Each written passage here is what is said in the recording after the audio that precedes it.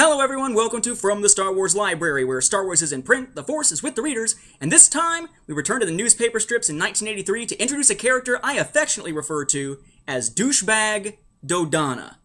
Yeah. I'm your host, Nathan P. Butler. The story this time is entitled Doom Mission. It ran from January 24th through April 17th of 1983. We are slowly leading up to the evacuation of Yavin 4. As we are building up to Return of the Jedi in the real world, the newspaper strips are still building up in that transition between Yavin 4 and Hoth that, of course, happens between the prior two films. Now, where you can find this story today, you can find it in the pages of that Cochrane series, Russ Cochrane Publishing, 1991, the unaltered newspaper strips here. This is finally moving us to Volume 3 of this set. We've been stuck in 2 for a while there, it seemed like. We are now in Numero 3, okay? Numero 3. Volume 3. Think I can say it more ways? I. Yeah, I know. That was lame, but that was just for all you out there who love Roman numerals. And what Star Wars fan doesn't? The story picks up at the beginning of this book and moves on to page 392. Again, the sequential numbering, it moves on from volume 1 to 2 to 3, keeping up the same numbers from the previous ones. I believe it's like 357 or so where it actually picks up in this volume. You can also, of course, find this these days in the pages of Classic Star Wars. You can find it in Classic Star Wars number 14. Again, the infamous Luke as Aquaman cover, and there's Douchebag Dodonna right there on the cover. See more about him in a little bit, and apparently Luke is flying at this point or something. You'll see this picking up in the story just as our heroes fly off into the sunset, and we move to see the Executor and a Nebulon B frigate approaching it. This then concludes in the pages of Classic Star Wars number 15. And in this case, we are not taking up the whole issue. Again, this is only a partial issue. You'll see this. There's a huge explosion, and we see Han and Luke coming down to talk to Dodonna, and then we jump to the Executor. Again, it's that jump to the Executor that makes the difference here. That is where the story cuts between Doom Mission and Race Force Survival, which is the next storyline of the newspaper strips.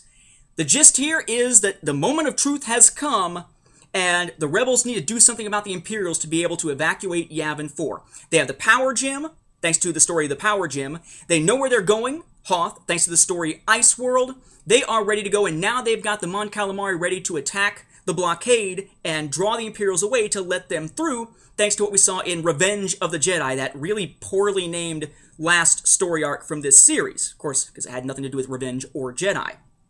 Now here, it winds up coming down to who is going to lead the mission that's going to use the Power Gem against the Executor to stall it, damage it, defeat it, at least long enough to keep it from getting to Yavin 4 so the rebels can escape without being completely destroyed by this new ship. And they really do need to be worried about this ship because it is super insanely powerful here, okay?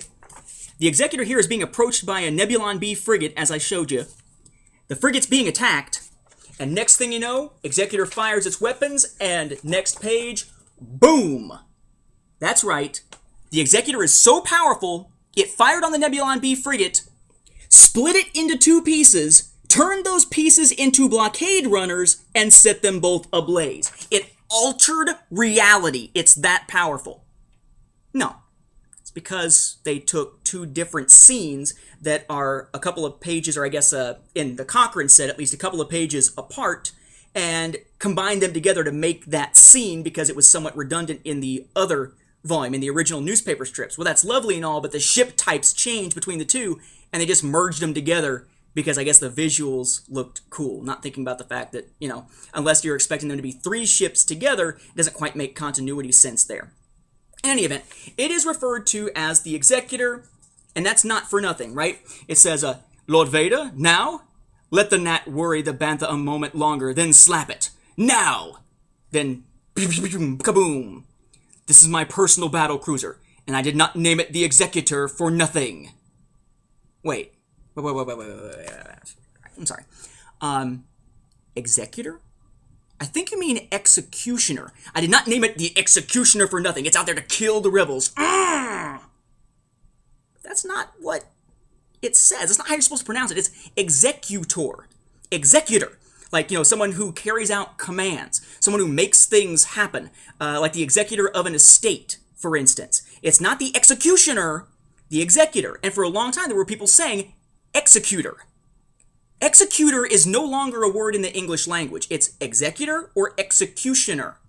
Fortunately, and this drove me nuts for years, people saying that, fortunately, there is somewhat of an answer, because apparently in kind of a bygone age here, I'm trying to give somewhat nice credit to this. In a bygone age, the word executor really did also mean an executioner. It's just not been used like that in the English language for, I think it's hundreds of years at this point. So if this is a long time ago in a galaxy far, far away, it's based on classic mythos and classic archetypes, then maybe he is saying executor meaning executioner here. Yeah, that's me giving them a whole lot more credit for trying to make a really bad name reference here, as if somehow they didn't understand that in modern English, that's not what you call someone who executes someone. Thank you very much, Archie Goodwin and Al Williamson. The other thing that gets me about this, before we get to the real story itself, because I don't want to downplay the story, but there are just two things that drive me nuts about these issues. One is the whole executor thing or executioner thing. The other is Aquaman. Okay, it's Luke as Aquaman. And what happens here, you see him actually, let me look at the second issue real quick. You see him quite often here with his black pants and his orange shirt, looking all Aquaman-ish. But it's not like he's set out that way. He instead set out in a jacket, right? He's got this dark jacket on. And apparently, douchebag Dodonna, as we're going to see here, hits him so freaking hard, it knocks his jacket off. See it there on the side? It knocks his jacket off. Again, reality bending.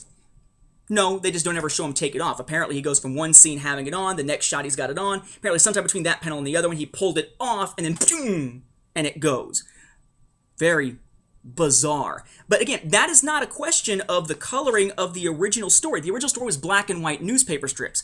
This was a conscious decision to go with that color scheme by the people who put it together at Dark Horse, which has me scratching my head thinking, who else would it make people think of upon seeing this but Aquaman? Why would you choose that color scheme? It'd be like sending him out there, with blue and red underwear type bits there and like a cape like Lando that happens to be red. Superman! I don't know, it's an odd choice. But back to the actual story as I quit my griping here. The concern basically is that in that battle, in which the executor, executioner, executor, blows up those rebel ships, there was one shuttle that managed to escape. And it's pretty pristine. It ran the heck away. And as the Millennium Falcon is bringing everyone back to Yavin 4 after the events back in Revenge of the Jedi, they see it, or at least Luke sees it and realizes that this is an okay escape craft. Well, then, pretty soon thereafter, the escape craft lands. And this escape craft is all beat up all of a sudden. As it lands, we find out that it was flown by Vrad Dodonna, General Jan Dodonna's son. And Luke is pretty much instantly sure that this guy ran away from the fight, then used a blaster to fake the damage to his ship, and then came back claiming to somehow be a heroic survivor. And when the time comes, as this Imperial stranglehold is coming down on Yavin 4, you got the blockade out there, and the Executor is on its way, Vrad is the one who is chosen to be the pilot of the ship that will bear the power gem up against the Executor. The one's going to take that thing that we got back in a previous storyline, use it with one of those last big uses, or maybe a couple of smaller uses, against the Executor, knock out its shields and such, knock out its power to allow it to be vulnerable to attack so that the rebels can get away. Vrad wants to use this thing as a way to get himself out of the way. He just wants to go up there and run for it and let everybody else get destroyed. He's not going to risk his life on a suicide mission, but he volunteers for it because it gives him an out. It lets him possibly escape with a great weapon. Plus, he might be able to sell that or barter it to be able to get freedom for himself if he's captured or if he does make it out of there and needs money to start a new life, essentially. He's douchebag Dodonna. Jan Dodonna's son is a punk. So, he decides he's going to do this. Luke winds up saying, no, I'm the better pilot. He's very suspicious of Vrad. He thinks that you shouldn't leave that in Vrad's hands. And what winds up essentially happening is they both get stuck on the ship. They're both going to go on the suicide mission together. Only Vrad, finds out, realizes just how much Luke knows, knocks the shirt off him, or knocks the jacket off of him, and we end Volume 2 of the trade paperback with Luke on the ground getting his butt kicked by Vrad as Vader and the Executor are on the way.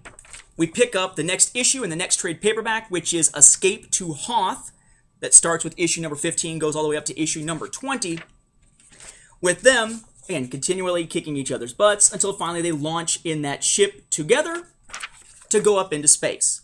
Vrad winds up stranding Luke on basically a little asteroid, little miniature landscape that he can hopefully survive on until the rebels save him, if they're going to save him. But they don't get a chance to actually use it the way they wanted to use it against the Empire, at least not initially. Because the idea is to attack, and instead they use it, zip around its shields. The Imperials note that, yeah, it penetrated their shields, but that's when he drops Luke off.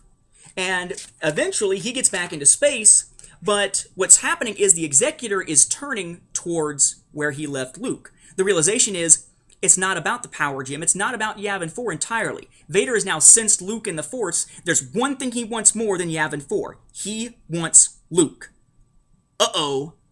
And what winds up essentially happening, at least the way that it's trying to be explained away, is that Vrad Dodonna decides that Luke is more valuable and gives them a chance. If there's someone that Vader is that afraid of, maybe the rebels have a chance. And rather than allowing himself to betray all that his father believes in, he finally zips his way into space, slamming directly into the Executor's shields, blowing himself up. But unbeknownst to Vrad, it all works out anyway because the Millennium Falcon has just arrived and they attack from behind. Boom! The Executor winds up being stalled for repairs either way. So did the power gem work? Sort of. The first time they went by, the Imperials noticed it, so when it came at them again, even if it wasn't going to work as well as it should have, they were able to put all their shields forward, and that left the back exposed. So did it work the way intended? Maybe not. Did it work as a ruse? Absolutely it did. Vrad Dodonna winds up dying a hero, in theory, and as our heroes return, knowing the truth, they decide not to tell Dodonna about it right away. So, what we have here is a nice little quick wrap-up to the stories that are leading up to that final evacuation in our next story, Race for Survival. So that begs the question that we always ask, is this an essential read? I would say yes. It's not as impactful as the next story, Race for Survival, where they actually get off of Yavin 4. But those stories run together. It's like some of those Marvel issues where you have what are supposed to be self-contained issues, but they're really not. They're part of broader arcs. That's what we've got here. I would say that this is where you need to start reading this chunk of classic Star Wars or the newspaper strips to get the full effect of the evacuation process here. And to finally see, the Executor taken low and see it launch off as the Executor, Executioner, whatever they wanted it to actually be called aside from Executor. In any event, I've gone on long enough on this issue. Thank you for watching, and may the Force be with the readers.